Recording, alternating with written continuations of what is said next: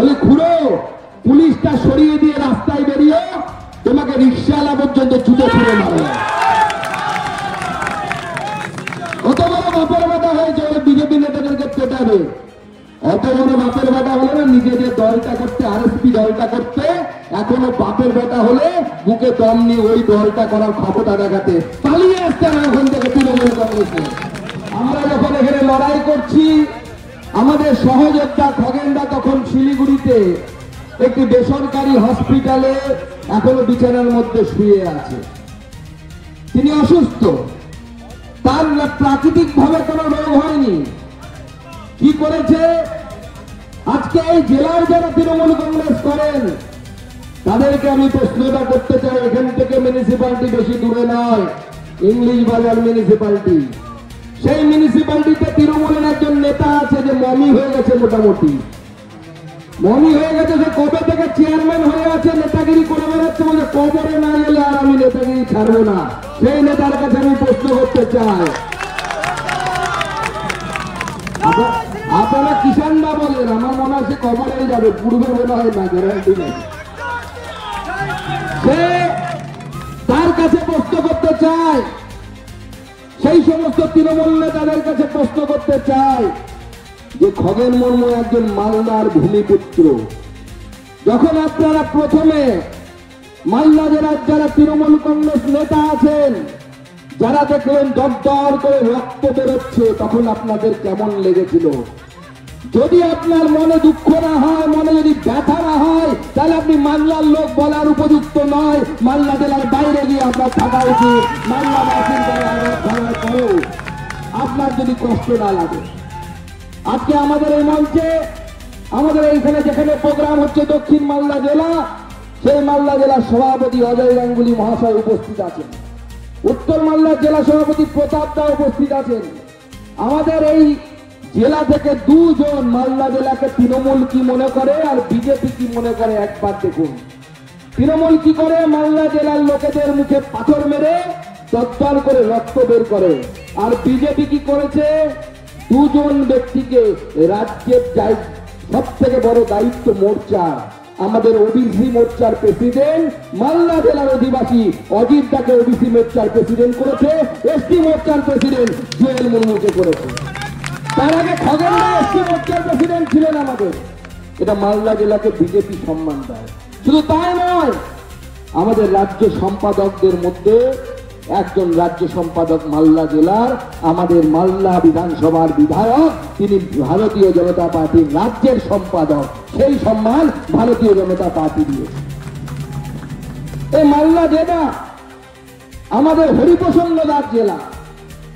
এই মালদা জেলা আমাদের বিজেপির সেই শক্ত ঘাঁটি, যে ঘাঁটিতে প্রথম ভারতীয় জনতা পার্টির যতগুলো অফিস তৈরি ছিল বা অফিস ছিল এক সময়, তার মধ্যে মালদা জেলার অফিস, এখানকার পুরনো অফিস, যে মালদা জেলা বিজেপির শক্ত ঘাঁটি ছিল। আজকে সেই মালদা জেলার মানুষকে খগেনদা গেছিলেন, ওখানে কি দোষ ছিল তার? বন্যা বিধ্বস্ত একটি গ্রাম, সেই গ্রামের 7 থেকে 9 জন নাকি মারা গেছে। তাদের কাছে যেতে চাইছিলেন, যে গ্রামে তাদের উপর পাথর মারা হয়েছে সেখানে যেতে যায়নি। তার নাম হচ্ছে হাজিপুর। আমরা জানি হাজিপুরে অনেক পাজি থাকে, আমাদের ওই হাজিপুর নিয়ে কোনো ইন্টারেস্ট নেই, পরিষ্কার বলছি। আমরা তার পরের গ্রামে যেতে চাইছিলাম যেখানে মানুষ মারা গেছে। তারা কি করলেন? হাজিপুরে তৃণমূলের কথায়, মমতা বন্দ্যোপাধ্যায়ের কথায় কিছু লোক এলো। তারা বললেন যে না, আমরা দিদির সৈনিক, বিজেপি কেন আসবে? আরে দেশটা তোর বাপের নাকি রে? তোর বাপ ঠাকুরদা এই দেশ তৈরি করেছিল? আজকে তৃণমূলের নেতারা বড় বড় কথা বলে। এখানকার তৃণমূল কংগ্রেসের জেলা সভাপতি নাম তার বক্সি, সে বড় বড় বক্সার মনে করে নিজেকে। বলে খুড়ো পুলিশটা সরিয়ে দিয়ে রাস্তায় বেরিয়ে তোমাকে রিক্সাওয়ালা পর্যন্ত ছুটে ছুটে মারে। কত বড় বাপের বেটা হয়েছে বিজেপি নেতাদেরকে পেটাবে।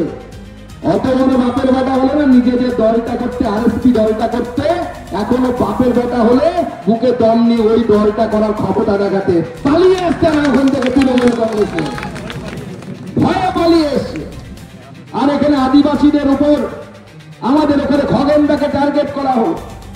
খগেনদা ছাড়া অনেক নেতা ছিল, কিন্তু মনে রাখবেন আমাদের এখানে যারা আদিবাসী ভাইরা আছেন তাদেরকে আমি আমার জোহার জানাই, তাদেরকে আমি পরিষ্কার বলি, ঢিলটা খগেন মুর্মুর মুখের দিকে কেন মারা হলো একবার ভাববেন। এই ঢিলটা খগেন মুর্মুর মুখের দিকে মারা হয়নি, গোটা পশ্চিমবঙ্গের সাঁওতাল আদিবাসী সমাজের মুখে মারা হয়েছে তৃণমূল কংগ্রেসের দ্বারা। সেটা একবার হয়নি। দ্রৌপদী মুর্মু আদিবাসী ঘরের মহিলা, কষ্ট করে পড়াশুনো করেছেন, নিজের জীবনে স্বামীকে হারিয়েছেন, ছেলেকে হারিয়েছেন, তারপরে রাষ্ট্র সেবা করে গেছেন। তাকে ভারতীয় জনতা পার্টি এই মহান দেশের 1 নম্বর নাগরিক করেছেন, রাষ্ট্রপতি করেছেন। এটা ভারতীয় জনতা পার্টি করে, অন্য কেউ করে না। খগেন মুর্মু আমাদের খগেনদা কোন সিট থেকে যেতেন? উত্তর মালদা সিট থেকে যেতেন। উত্তর মালদা কি এসটিদের জন্য রিজার্ভ সিট? না, জেনারেল সিট। জেনারেল সিটে আদিবাসী নেতাকে দাঁড় করিয়ে বিজেপি তাকে দুবারের সাংসদ করেছে। সেই জন্য খগেন মুর্মুর উপর এত না, খগেন মুর্মুর উপর পাথর ছোড়া হলো। খগেন মুর্মুর মুখ দিয়ে দরদর করে রক্ত বেরোচ্ছে। পাশে শঙ্কর ঘোষ ছিল আমাদের চিফ হুইপ, তাকে মেরেছে। জলপাইগুড়ি জেলার প্রাক্তন সভাপতি আমাদের রাজ্যের নেতা বাপি গোস্বামী, তাকে মেরেছে। দীপক বর্মন ছিল, তাদের উপর হামলা করার চেষ্টা হয়েছে। এমনকি আমাদের রাজ্য সভাপতি শ্রমিক ভট্টাচার্য, তিনি তার কিছুক্ষণ আগে নদী পার হয়ে ওই গ্রামটাতে চলে গেছিলেন, যে গ্রামের বামনডাঙ্গা চা বাগান বলে, সেখানে চলে গেছিলেন। যদি না থাকতেন শ্রমিক ভট্টাচার্যের উপরে আক্রমণ হতো। উদ্দেশ্য কি বন্ধুগণ? কি বিজেপিকে ভয় দেখিয়ে ভোটে পিছিয়ে দেওয়ার চেষ্টা। ওদের উদ্দেশ্য একটাই, যে ওদের তোলাবাজি চলতে হবে, এবং সব জায়গায় তোলাবাজি। মালদা জেলা আমার জন্য নতুন নয়। মালদা জেলার বিশ্ববিদ্যালয়ে চাকরি করেছি, আমি নিজের চোখে দেখেছি তৃণমূলের নেতারা কি ধরনের তোলাবাজি ওই বিশ্ববিদ্যালয় থেকে করে, ওই বিশ্ববিদ্যালয়টাকে শুষে খাওয়ার চেষ্টা করছে। আজকে গোটা রাজ্যটাকে এভাবে চুষে খাচ্ছে এরা, রাজ্যের মানুষের অধিকারকে খর্ব করছে, আর ওদের নেতারা বড় বড় কথা বলছে।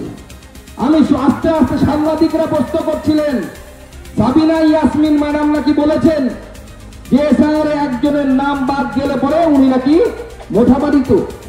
মোথাবাড়ি উনি নাকি একদম লন্ডভন্ড করে দেবেন। এসআইআর কি আমি আপনাদের সামনে বহুবার বলেছি, আমি পরিষ্কার করে দিতে চাই আপনাদের, এসআইআর এ কোনো হিন্দু মুসলিম নেই।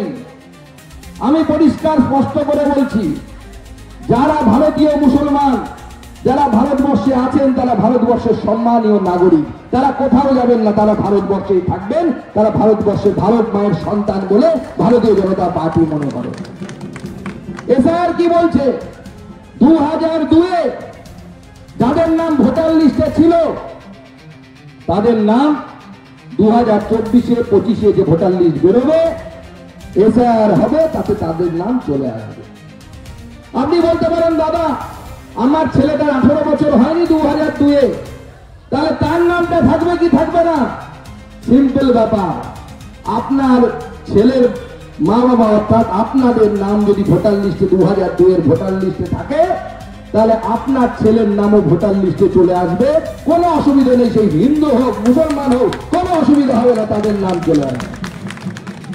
এবার আমি যদি বলি আবার 2002-এর ভোটার লিস্টে নাম নেই, 2025-এ নাম, 24-এ নাম তুলেছি আমি, বা তার মধ্যে তুলেছি, আবার বলছি 2002-এ আমার বাবা মারও নাম নেই ভোটার লিস্টে, তাহলে প্রথম প্রশ্ন হবে যে আপনি ভোটার লিস্টে এলেন কি করে?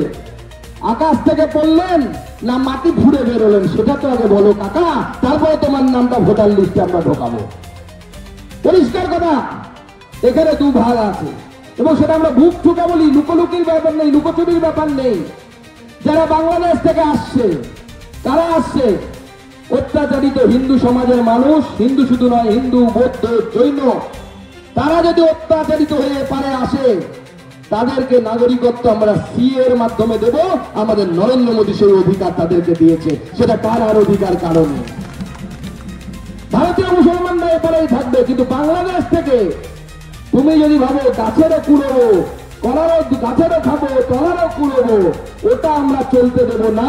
আমরা যারা বাংলাদেশ থেকে যে সমস্ত মুসলিম অনুপ্রবেশকারী এসেছে, সাবিনা ইয়াসমিন আপনি যতই লন্ডভন্ড করার কথা বলুন, আমরা তাদেরকে বাংলাদেশে ফেরত পাঠাবো।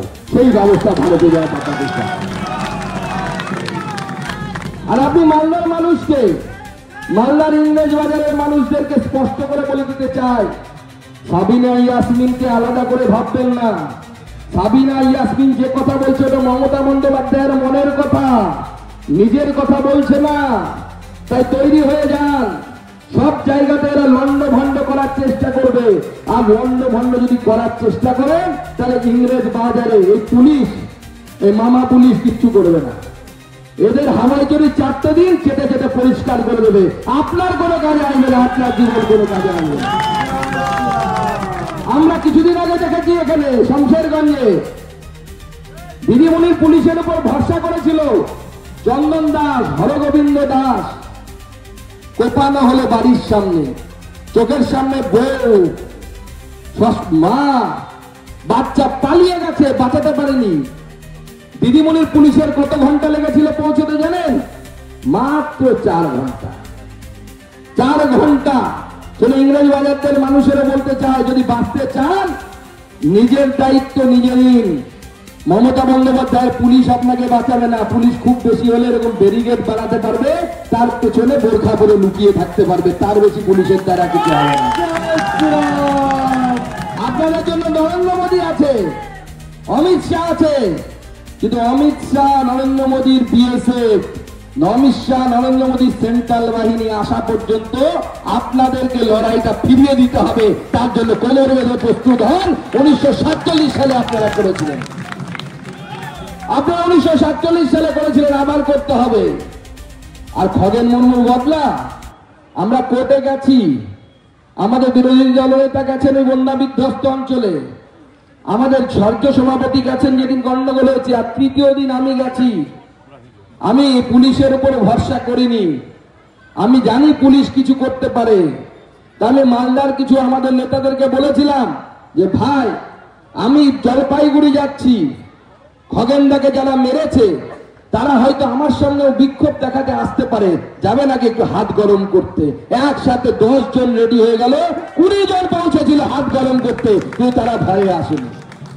আমি এই মঞ্চ থেকে স্পষ্ট বলে দিচ্ছি, কারা খগেনদাকে মেরেছে তাদের ছবি এবং ভিডিও জল করছে সোশ্যাল মিডিয়ায়। পশ্চিমবঙ্গের পুলিশ অবশ্য দেখতে পাচ্ছে না। মালদা জেলায় বহু চশমার দোকান আছে, যদি পশ্চিমবঙ্গের পুলিশ দেখতে না পায়,